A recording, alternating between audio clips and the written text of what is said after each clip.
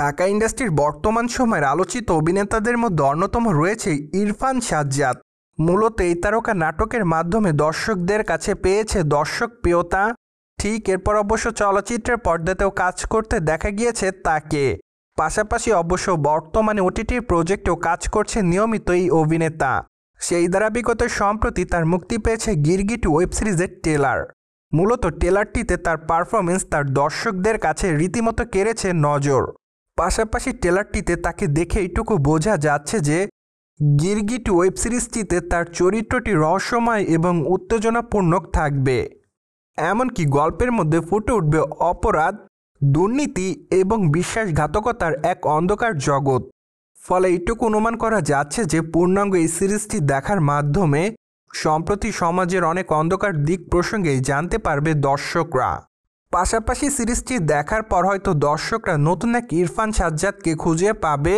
যাই হোক, সম্পূর্ণ এই সিরিজটি মুক্তি পাচ্ছে অক্টোবর মাসের 16 তারিখে। তাই তো বলাই বাহুল্য যে আর মাত্র কয়েকটা দিন অপেক্ষাতে থাকতে হবে সকল দর্শকদের। অন্যদিকে এর আগে অবশ্য ইরফান সাজ্জাদ সিরিজটি প্রসঙ্গে জানিয়েছিলেন, সকল শ্রেণীর দর্শকরা বর্তমানে থ্রিলার গল্প পছন্দ করেন।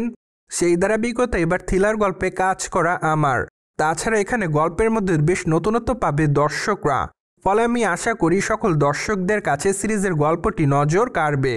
সেই সাথে অবশ্য সিরিজের বেশিরভাগ অংশের শুটিংয়ের কাজ করা হয়েছে রিয়েল লোকেশনে, যা সিরিজটিতে নতুন এক ভালো লাগার জায়গা হয়ে দাঁড়াবে।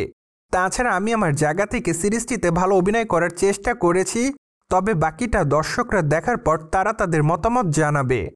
প্রসঙ্গত ইরফান সাজ্জাদের হাতে বর্তমানে বেশ কয়েকটা নাটকের কাজ আছে। তাই তো বলাই বাহুল্য যে আগামী দিনে তিনি তার নাটকের শুটিংয়ের কাজ নিয়ে থাকবেন ব্যস্ততার মধ্যে।